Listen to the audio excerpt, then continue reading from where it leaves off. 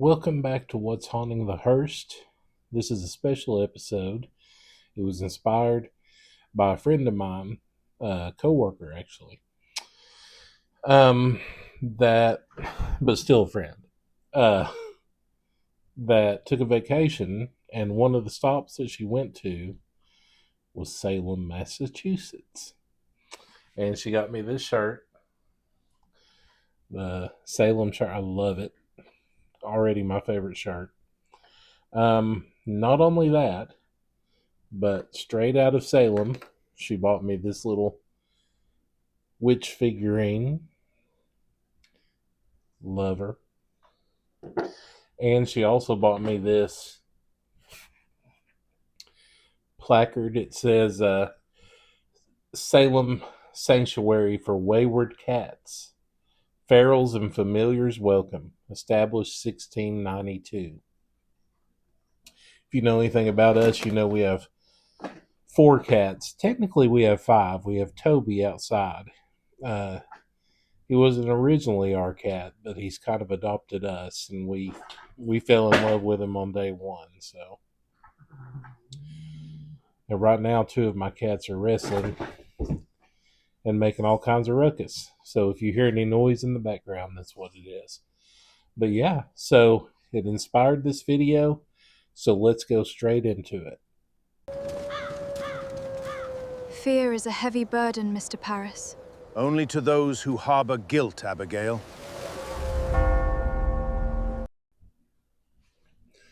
The year is 1692, and in a small village in Massachusetts, something evil is spreading. At least that's what they believed. But what if I told you the real horror wasn't witchcraft at all? It was what ordinary people were willing to do to their neighbors when fear took hold. Let me take you back to Salem Village in the dead of winter, January 1692. 2 young girls start having fits. 9-year-old Betty Paris and her 11-year-old cousin, Abigail Williams. They scream, they convulse, they throw things across the room. Their bodies contort into positions that shouldn't be possible. They claim invisible hands are pinching them, biting them, choking them. The local doctor examines them. He finds nothing physically wrong. So he gives the diagnosis that will doom dozens of people. The evil hand, witchcraft. And just like that, the hunt begins. The girls are pressured to name names. Who is tormenting you? Who made a pact with the devil? And they do. They point fingers at Tituba, a slave woman in the Paris household, at Sarah Good, a homeless beggar, at Sarah Osborne, an elderly woman who rarely attended church. The perfect targets, women with no power, no protection, no one to defend them. On March 1st, the examinations began, and this is where it gets truly dark, because these aren't trials, not really. They're public spectacles designed to extract confessions. Tituba is questioned first, and under pressure, probably under threat of violence, she confesses. She tells them what they want to hear. Yes, there are witches in Salem. Yes, she's seen the devil. He appeared to her as a tall man in black. There are other witches too, she says, a whole conspiracy. The town erupts into hysteria. Because if Tituba is telling the truth, then anyone could be a witch, your neighbor, your friend, your own enemy. More accusations pour in. Martha Corey, a respected church member, is accused. Even she isn't safe. Rebecca Nurse, a 71-year-old grandmother, beloved by the community. It doesn't matter. The girls convulse at her trial, screaming that her specter is attacking them. Here's what makes this truly terrifying. The court allows spectral evidence. That means if someone claims they saw your spirit attacking them in a dream or a vision, that counts as evidence. You can't defend yourself against that. How do you prove your ghost didn't attack someone? By May, the jails are overflowing. Men, women, even children are chained in dark cells. 4-year-old Dorcas Good is imprisoned. 4 years old. She'll spend months in chains and never fully recover. The first execution is set for June 10th. Bridget Bishop. She's taken to Gallows Hill. A crowd gathers to watch. She maintains her innocence to the very end. They hang her anyway. And here's the thing about hangings, they're not quick. They don't snap your neck like you see in movies. You slowly suffocate, swinging, struggling, as the crowd watches. 5 more are hanged in July. Sarah Good is one of them. As she stands on the gallows, one of the ministers, Reverend Noyes, begs her to confess. She refuses. Instead, she curses him. I am no more a witch than you are a wizard, and if you take away my life, God will give you blood to drink. Years later, Reverend Noyes will die choking on his own blood from a hemorrhage. Make of that what you will. 5 more executions in August. One of them is John Proctor. He's a farmer, well respected, outspoken against the trials. That makes him a target. His wife Elizabeth is also accused, but she's pregnant, so they delay her execution. John isn't so lucky. He's hanged alongside 4 others. Then comes September 19th, the deadliest day. 8 people are executed. One of them is Martha Corey. Another is Mary Easty, who wrote a petition from jail begging for the trials to stop.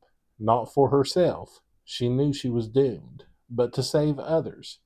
They hanged her anyway. But the worst death, the one that haunts Salem to this day, Giles Corey, 80 years old. Giles refused to enter a plea. If he pleads, they can seize his property, whether he's found guilty or innocent. He wants to protect his family, so he says nothing. The punishment for refusing to plead is strong and hard. They lay him in a field. They place a wooden board on his chest, and they start piling stones on top, slowly crushing him. For 2 days, they do this. They ask him to plead. He refuses. More weight, he says. That's all he'll say. More weight.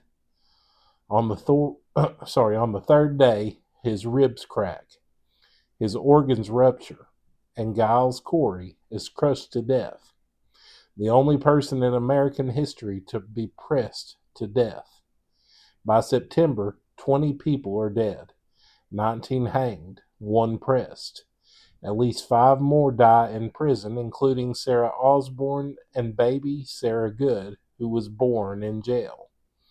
But then something shifts. The accusations start reaching too high. The wife of the governor is accused. Prominent merchants, wealthy landowners. Suddenly, the men in power realize this has gone too far. In October, the governor dissolves the court of Oyer and Terminer. Spectral evidence is no longer allowed. And just like that, the trials collapse. Because without spectral evidence, there's no case. There never was. By May 1693, everyone still in jail is released. Some had been imprisoned for over a year. They walk out blinking into the sunlight, broken, traumatized, destroyed. Their reputations ruined, their families torn apart. But here's the final horror. The accusers, the girls who started it all, they face no consequences. Most of them go on to live normal lives. Some even marry and have families. Only one, Anne Putnam, ever apologizes. 14 years later, in 1706, she stands in church and asks for forgiveness. She claims she was deluded by Satan, that she didn't know what she was doing. but 25 people are still dead. Dozens more had their lives destroyed. Families were torn apart forever. And the scariest part, there were no witches. There never were. Some historians think the girls suffered from ergot poisoning, a fungus on rye that causes hallucinations. Others believe it was mass hysteria, fueled by fear and religious extremism. Some think the girls were bored and liked the attention, and never realizing how far it would go. But the truth is, it doesn't matter why it started.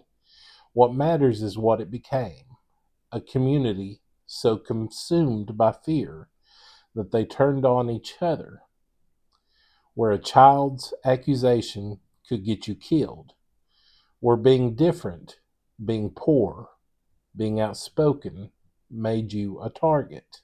Salem wasn't haunted by witches. It was haunted by something much worse: human nature. The real evil in Salem wasn't supernatural. It was the ease with which ordinary people became monsters.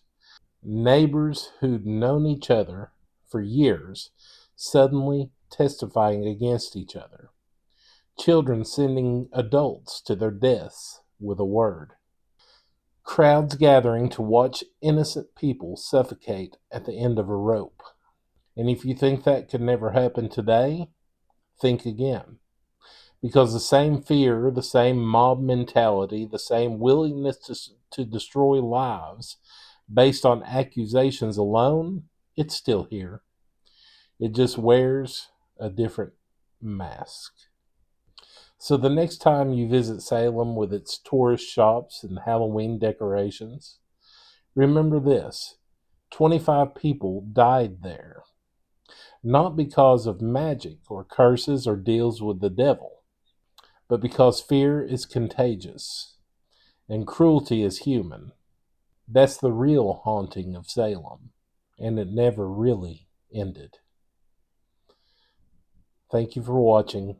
Please remember to like and subscribe. Thank you.